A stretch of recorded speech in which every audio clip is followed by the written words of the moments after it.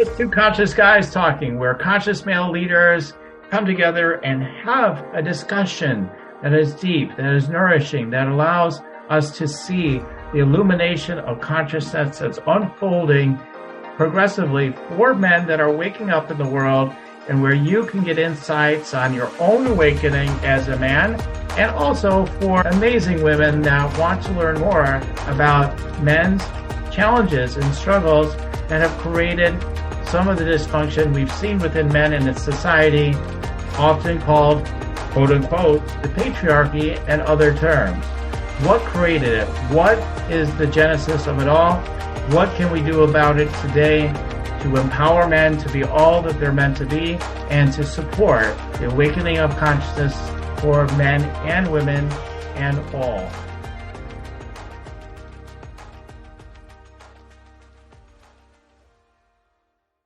Hi, Hafeez. This is great.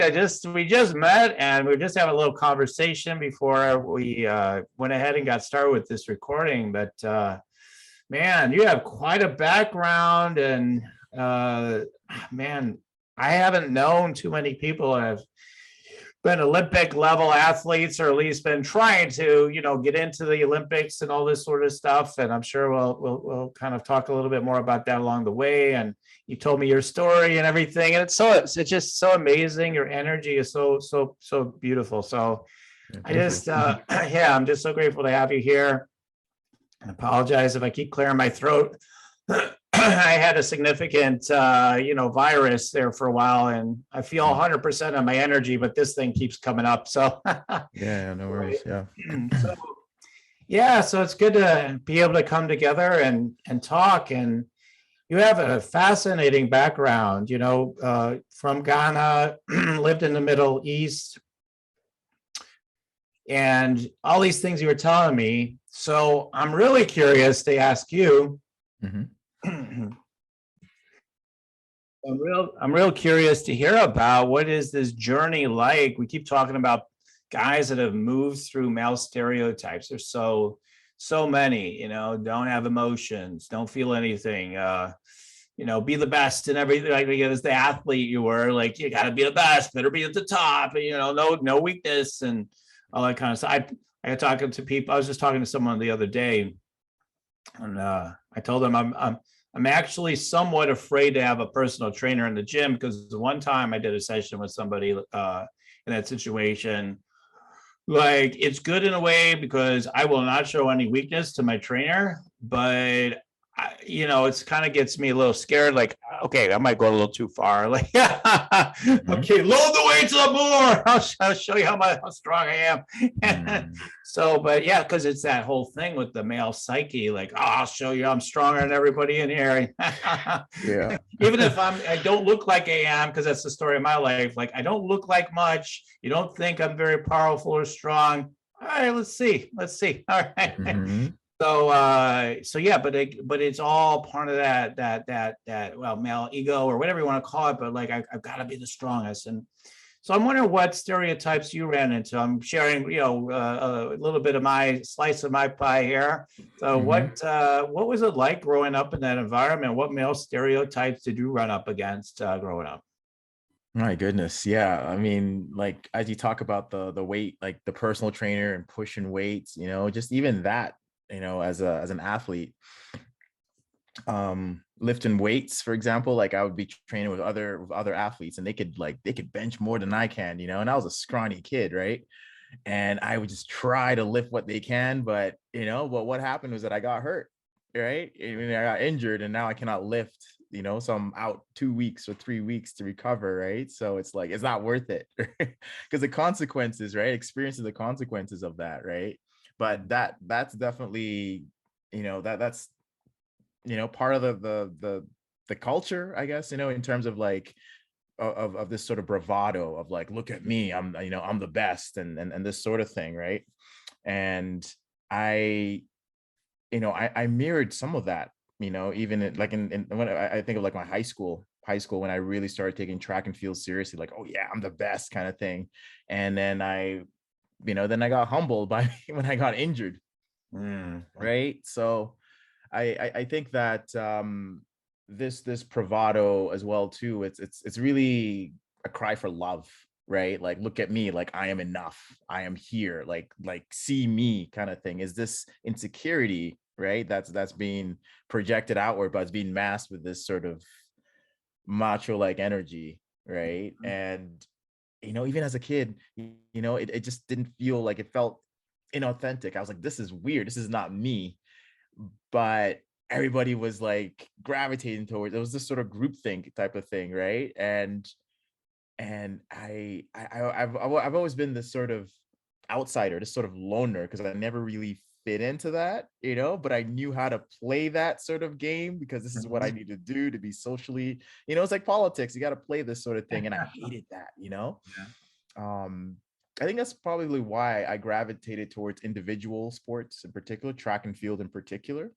you know um Even, goodness, we can go into many areas too, like even like with relationships as well too, like my sense of worth as a as a teenager, as a boy, in class is based on my athletic prowess and how many girls are into me, right? Mm. Like that level of, the more girls that talk to me, that come to me, the more popular I am, the more I'm seen as valuable, right? Mhm. And um a lot of that is rooted through this insecurity, of displaying these behaviors that are not, that are very toxic, right? And where do we get this?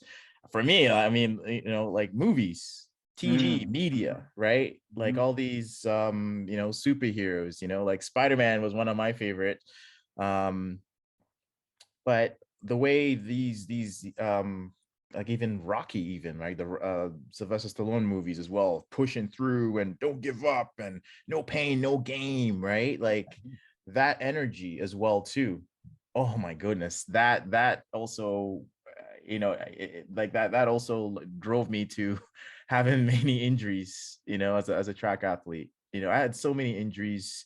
um like I had, there was like, nationals, like university into nationals, right? So um during the preliminary race, I would get injured, something would happen, and then I wouldn't be able to run in the finals or relays. I had to pull out, and this happened 2 years in a row, right? And Rocky did help me, that resilience, push through type of thing, right? But pushing through pain, right, which was not really, like, it's in hindsight, pushing through the body, through no pain no game, it's a sense of neglect, right? These eh, how would I put it?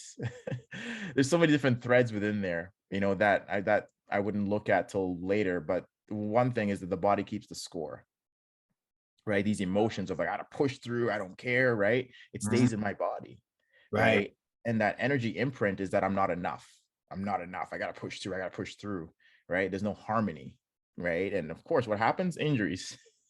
Because the idea is I should be invincible. I shouldn't have any weaknesses, right? I mean, there should be no injury, whatever. Let's go. Let's go. Like, Exactly. yeah. Yeah. Yeah. It's like not being willing to, part of it anyway, is part of, well, one of the biggest things I think is like, again, I always say like, you got to be the biggest alpha, right? I'm going to show I'm the biggest alpha.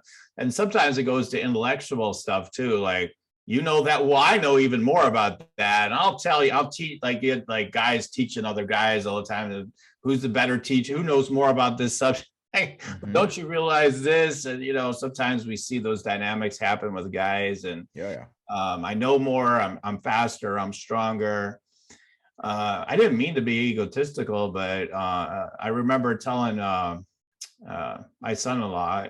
I told him once. He says, "Oh, he saw me like doing something in the car, like twisted my whole body around, grabbing something. He was probably just being nice. He used to be an athlete and everything. He's like, man, you're really flexible. I couldn't be that flexible." And then he's a big guy, he's a big, strong person. And he played offensive line. He was like, anyway, so I was like, so I just because of the male energy I'm in, And there's some truth to it, but I says, yeah, I'm real strong, I'm real fast, I'm really flexible. Like, it's like automatically, like I find myself in these conversations every once in a while, I slip into that, maybe not as much now, of course, but historically, for sure. Like, yeah, you don't even think about like measuring up to what I can do. And I remember one time, same person, we're in a sporting store, and all of a sudden there's a punching bag, and he started, we're playing around with it. I'm like, I'm going to show him how hard I can hit it. Bam, bam, bam. But then I hadn't been training or anything, so I ended up jacking my wrist. I got an injury from it, and I'm like, all right, it'll still heal up, no problem, no big deal, And then right after that, I was going, and there's like weights around, like it's just 50-pound dumbbells. Are not massive, but he's a big guy, and he starts lifting, and he hasn't been lifting. He's not really in great shape right now. And he's like, he's struggling a little bit. I'm like, oh, what's your problem? Because I have the ability to really turn on this energy. It's like anything's possible. I'm like, yeah, watch me. Like, I don't know what your problem is. Like, lifting it, like it's not that big of a deal at all. And with curls, so normally I go in the gym, I don't usually curl 50 at a time, so it just is very interesting. But if you're the alpha, you're the biggest, you're the strongest, you're the baddest, and you get the most respect, you get the most women, you get the most treasure, you get, all these things, and then you're protected. So then you won't be vulnerable. Don't even think of attacking me. Don't even try to bring me down and make me look weak, because then I might be castigated, like I'm no good anymore. You're not really a man, right? Because that wouldn't be being a man anymore, right? So these are the things I run into a lot, because I'm an introverted, shy, and I have a very gentle, soft demeanor overall. So people are like, oh, let's just throw you in a garbage can, you'd like to be nothing, like, and then so like in my psyche, it's like people have no clue, like they have no clue, until they do. But like, so yeah, it's kind of, but it sounds like you had a totally different journey, but a similar journey with that dynamic a little bit, right? I mean, that's what it sounds like, because you were telling me about, instances of being bullied when you're much younger. But yeah, so anyway, I'm just two guys talking. That's why we're talking. I resonate a lot of what you just shared there in terms of like that gentle, very kind, type of persona, I guess I'll say, right?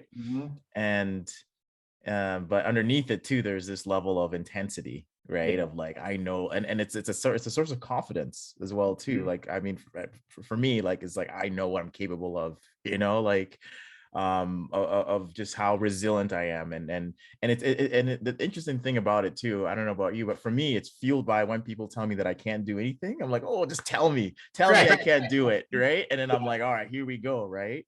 And as you say that, like my dad, like my like when I was 12th grade, trying to get a scholarship for university in the States, right? That was my goal, and I got injured. My dad was like, you're good, but you're not that good, right? And I was like, oof. I held on to that, I was like, I'll show you. And that literally fueled me. Within that year, I improved my time. I was doing the 100, 200 meters. I switched to the 400 meters. My coach said, you'll be better at it. You got these long legs, I'm 6'2", right? So I improved my time. Like I dropped, my gosh, I was running 50 point. I dropped to 47, right? In like 1 year, right? Oh, and it was fueled by this, I'll show you type of thing, right? And that, after I, my dad and I, we went to a couple schools in the States that was showing me around, and they wanted to recruit me, and that was my victory lap. Like, they want me, look at that, look, I'm that good, type of thing. And once I had that desire to to go to school in the States, it just evaporated. I was like, mission complete. So it's interesting though, right? Like, it's this sense of approval, right? Like, especially with my dad, or get my dad's approval. That was my parents' approval, right? That's also been another aspect as well too, of like of a driving factor though. So yeah. Yeah. Well, yeah, I totally also resonate with what you just said, in that like this idea like, well, you can't do that. And yeah, like I love that. I remember watching it's one of those like motivational documentaries from somebody, and it was a guy who says, the best way to ensure I get something done, just tell me I can't do it. Just tell me I can't do it. Like, and I resonate with that. I'm not like in that energy all the time, but like there are times when, yeah, if somebody told me like, man, you're not really good at that, you suck or something, like, which just doesn't happen that often in that way. But if they were to say something like that, oh yeah, okay, we'll see. And then I wouldn't, like, even recently I was invited into, a football kind of like thing where you got to pick the right teams and all that kind of stuff. It wasn't fantasy football, it was a different thing. And I'm like, and I know it's mostly guys in it, I'm sure some women, but I'm like, well, there's where the alpha male comes out, because I've been in those things before and I usually do really well or win, and I'm like, I know if I get into that thing, I'm going to be energetically all over. I'm going to be analyzing the hell out of everything. I'm going to be making sure I win no matter what. And the guy that invited me into it, he couldn't understand why I wouldn't join. I'm like, you don't understand the monster that it's going to get unleashed. Like if I get into this pool, like, so it's just certain areas, is what I've noticed for me anyway, like that bring that like sense of the beast out. Like, this is happening no matter what, you can't stop me. And it's very interesting. I think men and women have that, right, to some degree, but for men maybe it's a different dynamic, I'm sure. Absolutely. Of like, like, hey, I'm the best, not you. Yeah, it's something like, like one thing you mentioned there, like it's really like knowing, like part of it is knowing yourself, right? Knowing these certain environments where things will be, where you can be triggered in these things, right? And being aware of that environment as well too, you can also choose to put less energy into those environments, right? Which is what happened for me, is that, okay, I'm not gonna put myself in these environments because I know that's what's going to come out, right? So pull myself away from that, and so that's been, but I know that if I go to that environment, it's going to come, right? It's going to show up. Or I'm a little bit more aware of it, that when it does come up as well too, I don't allow myself to be carried away by it, so it's really, it's really interesting to really observe that, and I think one of the biggest game changers, I'll say, for me in terms of that has been joining a men's group, right? Being part of a men's group for the last 3-4 years. Right. And there's an organization called Kings of Hearts based in Calgary, and we have men's groups that we do every quarter or so. And and that's been like just the journey of being in that group of other men that are focused on growth, right? And not this sort of bravado of like, look at me, I'm making this much money, I'm doing this, or so and so scored this points and blah blah blah, like, no, it's more about like, what's going on with you, how are you feeling, what's going on internally, externally. I'm like, whoa. It's easier to have that conversation for me I find with women, it's so much easier to connect on that level, right? So I always had a lot more female friends than guy friends, even though I did sports, my friends were, in that area were guys, but in terms of like a deeper connection, it was always easier with women, I'd find, but in this space of, being part of a men's group, it was really intentionally created in this container where you're allowed to go deeper within, and also get advice from other men as well too, and holding space, so it's beautiful. It's beautiful. I mean, I have been in some men's circles at times, and I've never been with one that I fully really resonated with everything they were doing, but But that is so valuable, being with, even though I'm not in a current circle or something, but there are men in my life that there's is that, right? You can feel like you could share whatever you want to share, and you both can go there, and so that is a beautiful thing. And it is,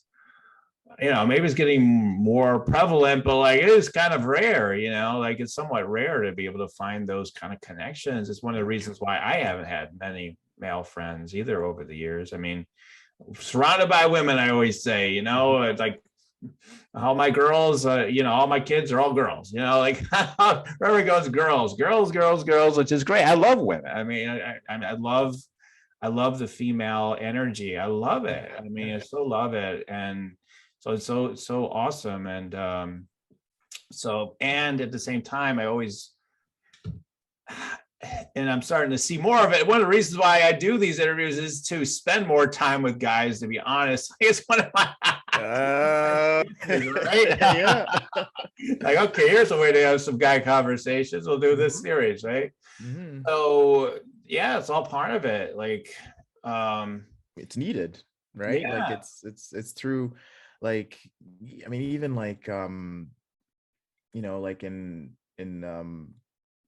like in more remote areas, remote cultures, they have initiations, right? Where boys, they go from boy to man, right? Right. I don't really have anything like that in Western society, right? So, and we don't have a lot of, like the role models are like, Captain America, Iron Man, and Hulk, and these are the role models that that are portrayed, right? They're artificial. They're not really, like even with, like, I mean, even Superman as well too. They had to, they made him too powerful. They had to make him less powerful to make him more relatable, right? Right? Because that connection is like, oh, I don't know how I'm gonna relate to that, Yeah. So that's probably why I'm a Batman fan, actually, because I felt I can, he's more human. I can relate to that. Yeah. The But vulnerability of that they portray him with, especially not like in the old days, but more recently. So yeah, totally. Yeah, the superhero thing is interesting, that almost 80-90% or more tended to be in the past, for me anyway too. I'm a bit older than you, and like, it was very much more male dominated. Now they're trying to swing it almost the other way. Now they're all going to be women. Like, it almost feels that way. So it's not true, but it almost feels like now, okay, now it's got to be She-Hulk. Now it's got to be, I don't know, whatever, we got to balance the scales. And I think some of the dangers there is just for whatever gender somebody identifies with, etc. But like,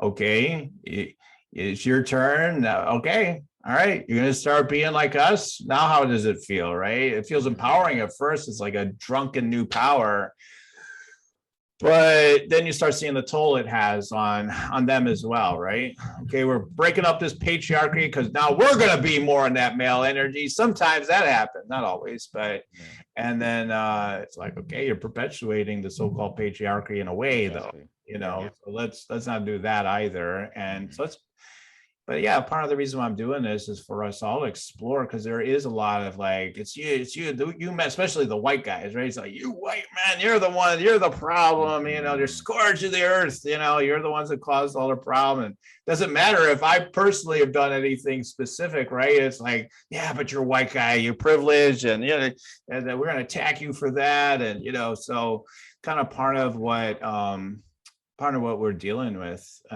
overall, but yeah, men definitely in general too. So, but I'm curious, the role of men coming from your background. I really, really want to make sure we talk about that. So tell me about that, being from Ghana and living in the Middle East, and all the background that you mentioned to me. I want you to tell about it so I don't get any of it wrong. Sure. So Yeah, so I was born in Saudi Arabia, right? So I was there till I was 8 before immigrating to Canada. Both my parents are from Ghana. They both were born, raised there, and my dad went to school in Saudi Arabia, became an engineer. And as far as like, like in terms of roles, right? Like it's very traditional, right? It's very, very much of like, the man is the breadwinner, The woman stays at home, cooks, and takes care of the kids. And even, I've been to Ghana several times. And the last time I went was in 2018. Um, but yeah, it's very traditional in that aspect, right? Even the like my grandfather, he passed away about 3 months ago or so. He was 92, and he was a chief of a small village in northern Ghana. And as a chief, he had multiple wives. He had a lot of children, right? Um, and very, very, very bright, very highly intelligent man, like very highly educated. I mean, he could speak like, I don't know, like 5 or 6 different languages, even, right? Um, but it was very traditional. It was like the man, whatever the man says, like it's more so, yeah, very patriarchal in that regard, right? Um, so that's the traditional aspect, right? And there's also Islam as well too, the Islamic aspect as well too, which is a interesting area to also look at as well too, because also within the Quran, right, talks about the roles of men and women, right? And and all those aspects are being challenged. Some aspects are being challenged, right? Like in terms of like the worth of like a witness, for example, right? You need for one, they can't just be one woman to testify. It's got to be two women is worth one, right? And this is in the Quran, like this says these things, Wow. right? So yeah, it's very, very traditional, I'll say. Yeah. You know what I mean? But these things are changing, like it's been several years now that in Saudi Arabia women can drive. They're allowed to drive, for the longest time that was forbidden. They still have to wear the hijab, right? In fact, actually, I almost got last time I went back there, 2008, to visit my parents, I almost got arrested because I was, it was 40 degrees. It was mad hot. I'm wearing like a t-shirt and shorts, and I'm like dying, and I'm wearing this Buddha pendant, right? Huh? I forgot, I'm Canadian, right? I'm back in the country I grew up in, and it's like, no, you're not allowed to wear that. They have the police, right? The morality police, right? They're like, hey, you're Wow. not allowed to wear that. They asked me for my ID, and they saw that I was from Canada, so they cut me some slack, right? So all these aspects of that are, you know, um, that I really got to appreciate about being Canadian in terms of the freedom to express and be myself, right? Mhm. Um, so in terms of the challenging the status quo and facing the old paradigms, the old stereotypical aspects of it, that's really, being privileged to live in the West, right? To Yeah. have to be able to look at that, right? Um, Mhm. Mhm.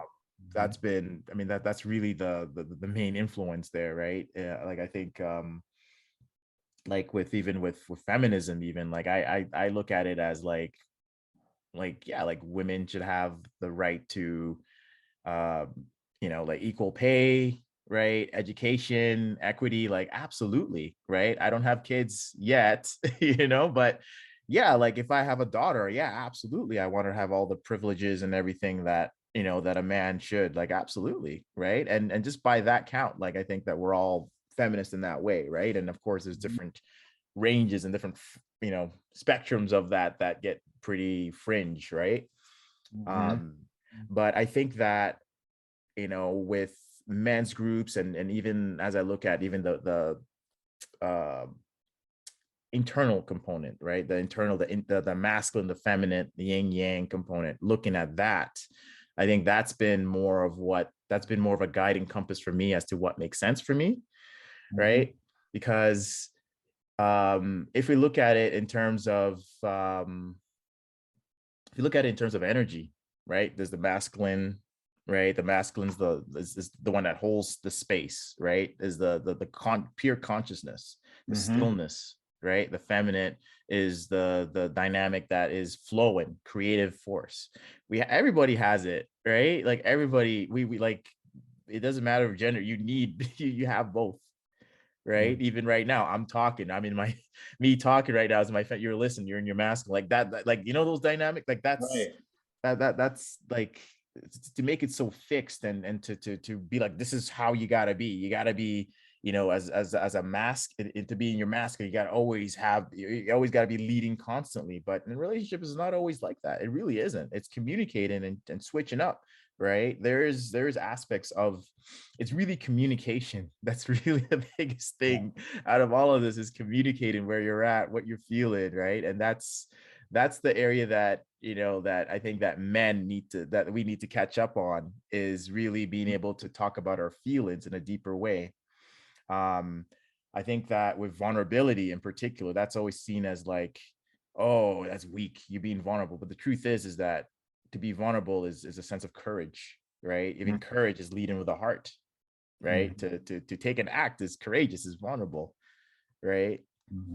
Yeah. So Yeah, yeah, I mean, I yeah. think there's more examples coming forth, again, more and more these days, especially, but where you're seeing people being very courageous, yet very vulnerable at the same time. I think about, I'll give a plug to him, not that he needs it, but he comes to mind, but Lewis Howes.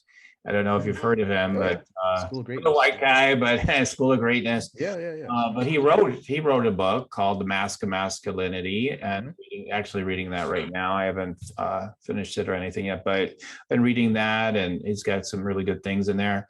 And but I think he's someone that's like a good example of a guy who's like, oh, he's so vulnerable. He shares like what a mess he's been, and in some ways how he continues to be when you get on some of his closer into his calls and stuff he does as well. He'll be like, yeah, I've had so many problems, and he'll talk about even his current stuff to some degree. He'll kind of allude to it or whatever, and but yet he's doing huge things. He's up to big things. He's accomplishing beautiful things, and I think more and more we're seeing some of the examples being shown. Like, okay, we don't have to be in this like I'm totally invincible, invulnerable kind of person. You can be fully vulnerable and fully show up and do great things and utilize all the energy you got, the yin, the yang, and all the good stuff. And because I think people, like we got to think about even like the yin and yang within ourselves, right? Like, okay, we got the part that wants to move into action. People have different conceptions of how things are, right? Like one of our speakers that we both know, GP Walsh, is on, and he's like, women are the light, is life itself, and men are the protectors. That's how he looks at it, right? There's all these different frames. I've heard someone else say women are the content, the men are the witness, like, and so we're getting more like this idea of like holding space, the witness. Yeah, absolutely. Like, okay, the feminine within all of us is like, let's experience life, and let's have it all. And then there's that which is like, okay, all right, you want that, here, all right, here we go. Listen, men and women and everybody, right? And it's a matter of finding our authentic, I think, balance of yin and yang energy, whatever that may be. But I know that's been a journey for me, because sometimes I get really feminine and really, really dim it all down, and too much. Maybe I'm going to be too much for people if I was too masculine, or I'll offend somebody because I'm too into masculine energy, right? Because I fall into some of that unconscious masculine stuff, believe it or not. But hey, do that for me, so and so, like whether it's your wife or whatever. Yeah, it's interesting. You mentioned balance, right? The balance aspect, and that's something. I'm a Libra here, and we think balance is like this sort of balance scale. Like, okay, I put in this amount of time, 8 hours masculine, 8 hours feminine. Like, it doesn't work like that. It's not gonna work, right? But I mean, in terms of that energetic, the energy it's a flow. that's flowing. Exactly. Yeah. Like it's like like a child, like when a baby's like walking, they're learning to walk, and then they move a little bit forward, and their feet are moving quickly to keep up. Like it's like it's this finesse, right? It's this finesse of just flowing within and just tuning in, right? It's I think with that piece, it's like, are you in your body, right? Like for men, we're always in our heads, right? Problem solvers, always thinking, right? Like it's I love, like, you know, being in this space, but you know, but bring your heart and your gut with you, right? Like are you connected here, right? Very often we're always plugged in up here that we forget, like, you know, like is this the time? You know, my cousin says tact, tone, and timing, you know, when you're gonna share your truth, right? With being vulnerable. You know, one thing that that's out there is that being vulnerable, you know, like some guys like, oh, I was vulnerable to my, you know, to my partner and she's not as attracted to me anymore because I'm, you know, I was vulnerable. I was like, well, you know, it depends on the time, right? Like, are they able to hold that space? Are they willing to hold that space, right? Like, there's a difference between being vulnerable and oversharing, right? Oh, this is my, you know, you go, this is all my stuff, you know, blah, you know, this Right. horrible diarrhea. There it is. Love me. Like, no, Right. it doesn't work that way. Right, like it's, and that's where, you know, all these practices, right, breath work in particular, right, tuning into your breath, regulating your nervous system. I mean, there's all types of tools that, you know, there's even tap in that GP Walsh does, really really powerful, really effective, many different type of tools. So it's just finding one that resonates with you, that can help you to come back to your center, right? And by that I mean here in particular, right? And just and really just your breath, and from there, right, when you come to that balance, right, you're able to, you know, be more in a space of more conscious decisions, and more, you know, you're in your power, right, standing Right. in your power. So yeah.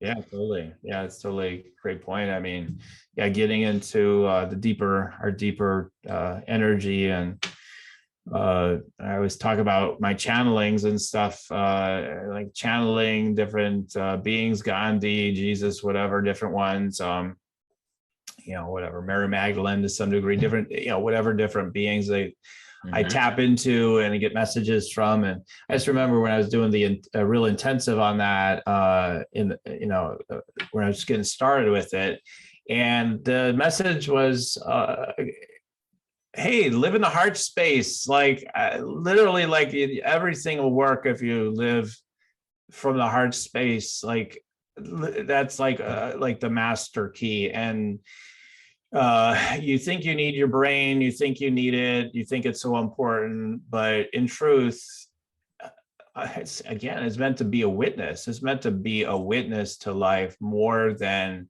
trying to lead and guide the life. It's almost like we get the instructions from our deeper energy, our heart or our body, however you want to look at it. And then it's like, then the enlightened mind's like, I could help, you know, here in the physical to work that out, you know. Yeah. It's pretty, it is, it's pretty cool the way it works when, because sometimes I judge myself, like just talking overall about this subject with the mind and everything, like I would judge myself with having a busy mind, you know, because I definitely have had periods where I'm in like people say samadhi and all this stuff, right? Spiritual stuff.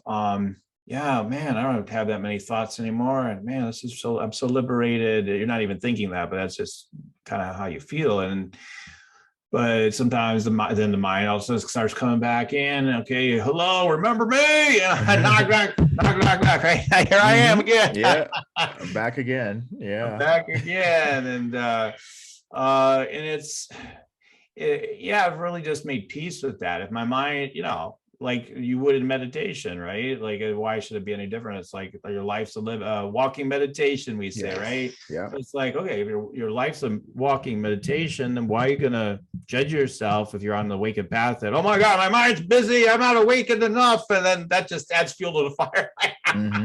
Yeah. It's pretty hilarious, Yeah. but yeah, I have fought it a lot of times. Like, oh my God, my mind's so busy. What's wrong with me? I teach about awakening. I guide people with it. Everything. My mind's getting busy. What's wrong with me? It's like, okay, maybe your mind's meant to be busy right now for whatever reason. I don't know. What do I know? I mean, maybe it's okay. You know, who knows? And just kind of accepting some certain things to be as they are. You know, letting things be as they are increasingly. And it's brought me a lot of peace anyway. Whether it's that kind of dynamic or am I being too strong, too masculine, so to speak, or whatever? Am I being too passive? being too flowy. Maybe flowy is a better, Mhm. I don't want to make it sound like feminine's weak or whatever. Like people, I get like a lot of women are like, well, you're saying it's weak. It's not. I've had that No. scenario. I'm like, oh, that's not what I'm really trying to say, but like more of that flow, holding everything. And that's so amazing. Mhm. And if that's your constitution like that, maybe that's your life. But I think everybody's different, is what I've learned. I think everybody's different constitution. We're not Yeah. all meant to be Eckhart Tolle or, or whatever, whatever examples you want to use, or Martin Luther King or Gandhi or, whatever, Mhm. Mother Teresa, all the examples, like they're examples, they're showing us something, but we're all different. So Yeah.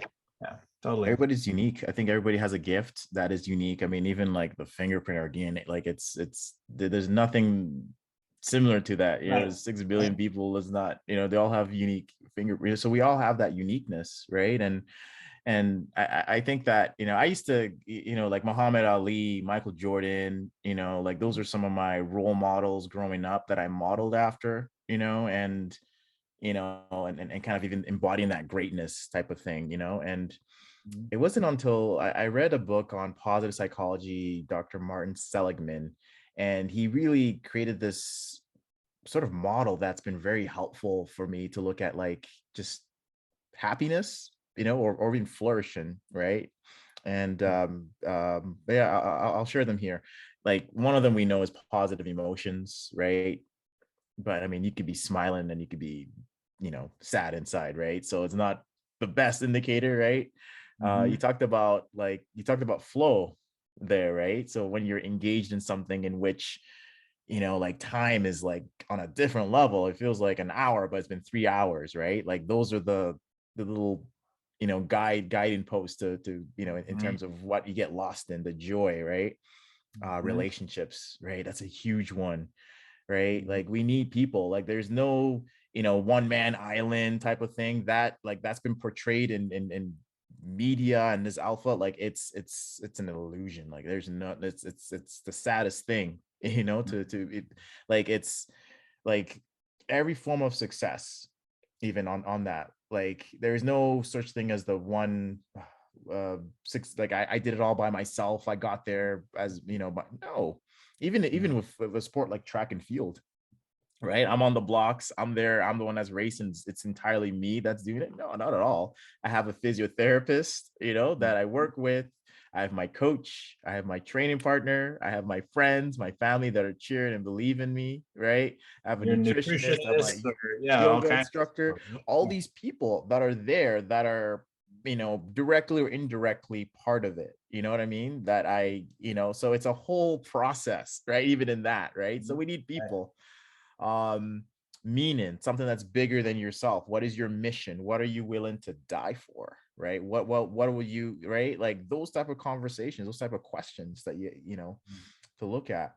Mhm. Achievement, accomplishment, of course, that's also part of it too, right? It's good to also uh to brag as well too. Yeah, I did this, and celebrate. You gotta have it. It's not, you can't throw away the baby with the bathwater. Like, yeah, celebrate it and be like, I did it, especially when the spotlight is on you. Be like, hey, tell me about yourself. Like, I did this and this. Yeah, shine. It's not a bad thing at all. Mhm. It's seen as egotistical and all that, but it depends on the context, Mhm. right? Like, are you doing it for the intention of, like, look at me, I'm or is it for me to share? This is my gift that I'm sharing, right? Right. That's a whole different energy, right? Right.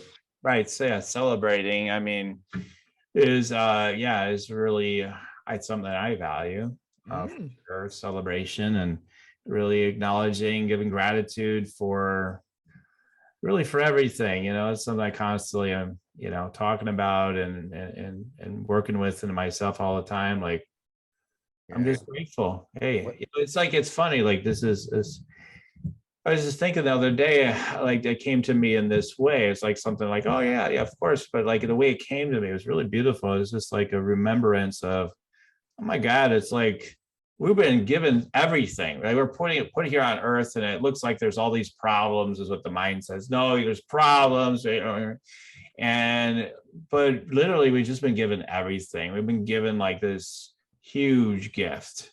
And what Mhm. do we do? Like, it's like someone gives you a gift, and you're like, the wrapping on the gift wasn't very good. It could have been better. And, I don't know, where did you chop down a tree for this paper? And like, then, I open it up and like, I mean, where did they make this and how did they make, was it humanely done? Was it good enough? Like, I mean, we could go on. Not that these things don't matter, but like, we're not appreciating, you just got this huge gift. Yes. Why are you not appreciating everything? And Mhm. so, yeah, it's just like, wow, if I like literally like, if I was God, anthropomorphic God, and put, beings down here on the planet, and then they're like, screw you, God, what'd you do to me? Like, I mean, like, what? You got everything's there, but I get it's up to you to kind of figure it out a little bit, though. All right. Yeah. So, I'm not here to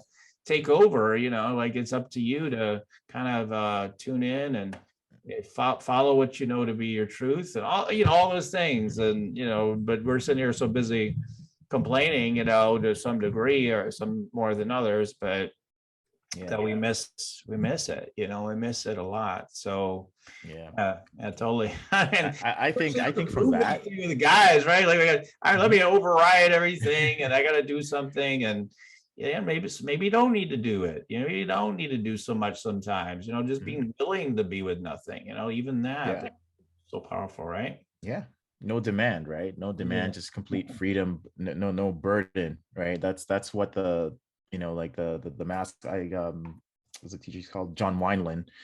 He talks a lot about these dynamics, right? And like the feminine wants safety, right? Safety to be fully expressed, right? And then the masculine is just free of burden, just freedom, like no demand, right? And being in nature, and just being around people, like men in particular, right? Where we don't care, we just chilling, we're just hanging out, nothing, like it's it's through that as well too, right? That is also a sense of freedom as well too, and also cultivating uh like in terms of like even handling criticism as well too, right? And feedback, right? How do you handle that? And do you get triggered right away, right? Those are the things that also help you to sharpen your sword, right? So a lot of this is also just really sharpening your nervous system, right? And there's many ways, like I think one way that I did was like doing like cold plunges, cold showers, like I still don't like them. I don't I'm never looking forward to it, but once I do it, I'm like, oh, it's I did it, because it's a way of kind of priming yourself up, and also with your breath as well too. So I think that's the one big piece there, I would say, is that it's with like the journey, right, of like we get into like the inner critic and going through this process, and just having compassion for yourself, right? Especially because we're our own worst enemy, right? Looking in the mirror and just say, I love you, I see you, talking to your inner child, right? And just showing yourself love, right? I think that is the most important thing, right there. And then also just how's your breath? Are you breathing? Are you breathing up here? Are you breathing down there? Like those little things, and it's so simple to do. Like, it's like, whatever, I breathe even without thinking about it, right? It's so simple to do that is even worth doing, but it's those little things that matter. I don't even need breath. That's how badass I am. I don't need no breath. That's how crazy the out of control. I'm just calling it masculine. Who knows? We give labels, everything, but like, yeah, the so-called masculine, like, is like, I don't need anything. I'm fine. Like, you hear people say that all the time, men and women. So how's it going? Well, I'm fine. I'm fine. Like, my daughter even does that, and she probably is okay. Most of the time she says it, but sometimes she's not, and she's like, "How you doing?" "Oh, I'm fine. I'm fine." I'm like, "Hey, okay, all right. How are you? Yeah. How you doing? What's going on?" But we don't want to get into it sometimes for various reasons. But part of it, I think, is to maintain that sense of strength that I and if I get vulnerable, I might fall apart too, is another, I think, fear people have. Like I get in there and I'm gonna start crying. I'm gonna, like, subconsciously, I remember thinking about that, but like, oh my God, I'm gonna get vulnerable. I might get depressed and I might not get out of that emotional hole, right? And but it's far from the truth ultimately, as long as you are committed to moving through anything in life. Like, you're willing to move through those emotions, you're willing to move through whatever you're dealing with in your life, you stay committed to it. It'll happen. We don't know when, but it will. It's those universal laws. You work through it eventually. We need it though. We need to, like, it's like a pressure valve with emotions, right? If you don't express it consciously, right, it'll show up in different ways, microaggression, passive aggressiveness, and all these words that they have around, all these things, right? We got a term for everything these days. But the biggest thing is that, we're not our emotions, right? They're just indicators, right? Not dictators of who we are, right? It's GP says, they're angels in the basement. I love that concept that he came up with, because it's true. They're there to teach us something about ourselves, right? It's just, are we willing to give it that space to look at it and just be like, okay, yeah, I feel sad. That's okay, right? Right. Exactly. Yeah. So guys, again, half the people that watch this series will be women, which is great because they're leading the way in a way, on average in the awakening. So it's like, great, thank you for watching. Thank you for being willing to, be with what we're talking about. And to the men out there as well, I want to say, don't worry about it. Be willing to be vulnerable. It's what women are looking for increasingly anyway, and it's what the world is needing. So absolutely. Yeah. So anyway, as we start to wrap up, so we're coming to that time. Is there any last thoughts you want to share with people? I think just on, just to carry on that train of thought that you're going with it too, with like, with the inner work and the spiritual work, that, it's the women are the pioneers are out there, right? And it's also like wings, right? There's a masculine, there's a feminine, right? We need each other, right? And part of the work as well too, for for men as well too, to just take ownership, right? Take ownership of your life, right? Look at it. You don't have to do it alone. That's the biggest thing. You don't have to spend time in this, alone to do it. Find a tribe, find someone that that challenges you. Find an elder in particular that that you admire, you can talk to, or you can connect with on some level, right, to do this work, right? Because I believe though that in terms of healing the planet, it is the feminine, because Earth is a feminine planet, right? So that energy is needed. So that's why there's a call of a lot of women, but also the men, the masculine, is also holding the space, protecting the women as they infuse their divinity to heal the planet. So we all have a part in this, and what a better time to be alive, to be part of this journey, this mission, Yeah. I think sometimes people start thinking, this is the worst time to be alive. Wait a minute, it depends on what lens you want to look through it. Exactly. And it's like, it's the best time ever. I always say to people that romanticize about the past, I'm like, okay, literally, if I could today drop you right back into the 1950s, would you do it? They always say no. They say, no, I wouldn't want that. So then how could it be that it was so much better back then? I get you miss things from the past that maybe you appreciated, but really it wasn't, quote unquote better. We wouldn't trade where we are now for that. I don't believe most people. Way. No way. So anyway, but this has been an amazing conversation. We could go on for hours. I love it when it feels that way. And thank you so much, Hafeez, for this conversation today. Yeah, my pleasure. Thanks for having me on here. It's been great. Thank you for listening in to Just Two Conscious Guys Talking, where our mission is to impact millions of men ultimately to deepen their awakening by examining their consciousness of what's been unfolding for them with male stereotypes and programming that has allowed them to have opportunities to evolve during these times. It's an exciting time to bring more love to men and women around the world, and we are grateful for you tuning in today. Feel free to share this episode and keep tuning in, and also look in the show notes for a link to get notifications of future episodes. Until the next time, everyone, goodbye for now.